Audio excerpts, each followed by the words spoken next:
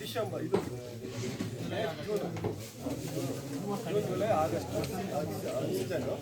ಜನವರಿ ಡಿಸೆಂಬರಿಂದ season ಅಂತ ಕರಿತೀವಿ. ಅವಾಗಲೇ ನಿಮಗೆ ಹನಿ ಸಿಗುತ್ತೆ. ಇದು ಜೇನು ಕೋಣೆ ಅಂತ ಕರಿತೀವಿ. ಈಗ ನಮ್ಮ ರೈತ ಬೆಳೆದಿದ್ದು ಈಗ ಇದು ಜೇನು ಕೋಣೆ. ಇದು ಒಂದು ಸಂಸಾರ ಕೋಣೆ ಅಂತ ಹೇಳಿದ್ರೆ ಜೇನು ಕೋಣೆ ಇದೆ. ಇದರಲ್ಲಿ ಚೌಕಟ್ಟು ISI ಮಾದರಿಯ ಚೌಕಟ್ಟು ಇರುತ್ತೆ. ಇದು ಫುಲ್ ಫಿಲಪ್ ಆಗುತ್ತೆ ಜೇನುತುಪ್ಪ. ಇದರಲ್ಲಿ ಅದೇ ಕಟ್ಟಬೇಕು ಅಂದರೆ ಇದನ್ನು ವ್ಯಾಕ್ಸ್ ಆಗಿ ಅದು ತಿಂದು ಜೇನುತುಪ್ಪ ಮಕರಂದ ತಂದು ಕಟ್ಟಬೇಕಾದ್ರೆ ಸಾಕಷ್ಟು ಟೈಮ್ಗಳು ಬೇಕಾಗುತ್ತೆ.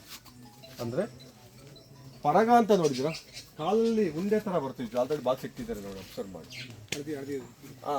ಆ ಕಾಲಿನಲ್ಲಿ ಪರಗ, ಅದೊಂದು ಸ್ವಲ್ಪ ಸ್ಟೋರಿ ಹೇಳ್ಬಿಟ್ಟು ಆಮೇಲೆ ಬಾಕ್ಸ್ ಹನಿ ಬಗ್ಗೆ ಮಾತಾಡ್ಬಿಡ್ತೀನಿ. ಈಗ ಜೇನು ಅದು ನಮ್ಗೆ ಆಹಾರ ಮಕರಂದ ಎಲ್ಲಿ ಸಿಗುತ್ತೆ ಅಂತ ಅಬ್ಸರ್ವ್ ಮಾಡುತ್ತಾ ಅವಾಗಲೇ ಹೇಳಿದೆ.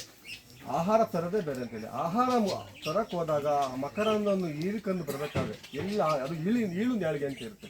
ಒಂದು ಸೂಜಿ ಟೈಪ್ ಇರುತ್ತೆ ಬಾಯಲ್ಲಿ. ಕೆಲವು ರೈತ